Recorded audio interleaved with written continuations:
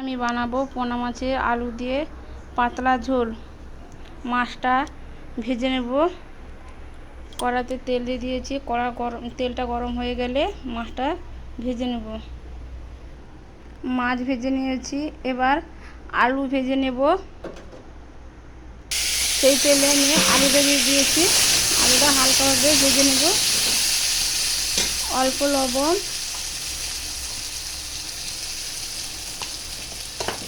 অল্প করে হলুদ দিয়ে ভালো নেড়ে চেড়ে হালকাভাবে ভেজে নিচ্ছি। আলু হালকাভাবে ভেজে নিয়েছি, এবার নামিয়ে নিব। আমি মাছ ভাজার তেলে ঝোলটা রান্না করব। প্রথমে দিচ্ছি শুকনো লঙ্কা, তারপর দিচ্ছি গোটা জিরে, পেঁয়াজ কুচি, ভালোভাবে এটা ভেজে নেব।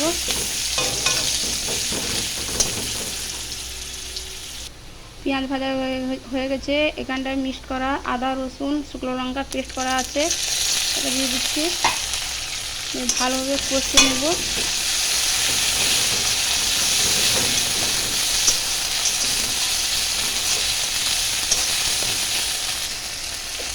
মশলা কষে নিয়েছি, এখানটায় অল্প পরিমাণ হলুদ,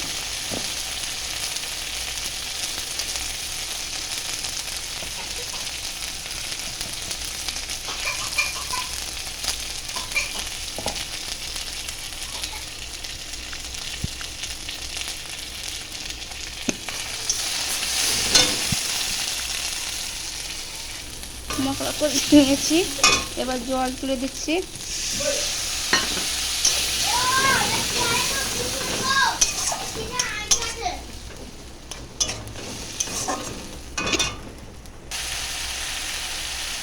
এদিকে আলু দিয়ে দিয়েছি, এবার আলুটা ভালোভাবে কষিয়ে নেব।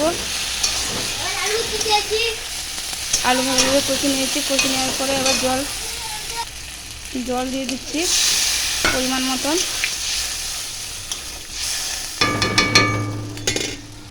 জল দিয়েছি, এবার এটা জলটা ফুটে গেলে মাছটা ছেড়ে দেব। ফুটে গেছে, এবার মাছটা তুলে দিচ্ছি।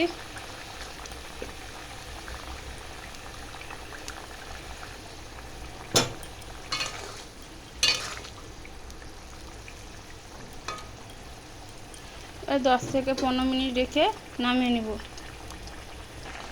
পোনা মাছের পাতলা ঝোল রান্না হয়ে গেছে, এবার নামিয়ে নেব।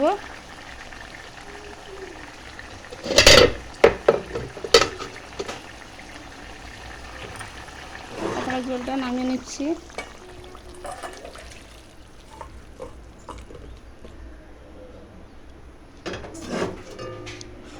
সবার ভালো লাগলে লাইক কমেন্ট এবং শেয়ার করে দিবে।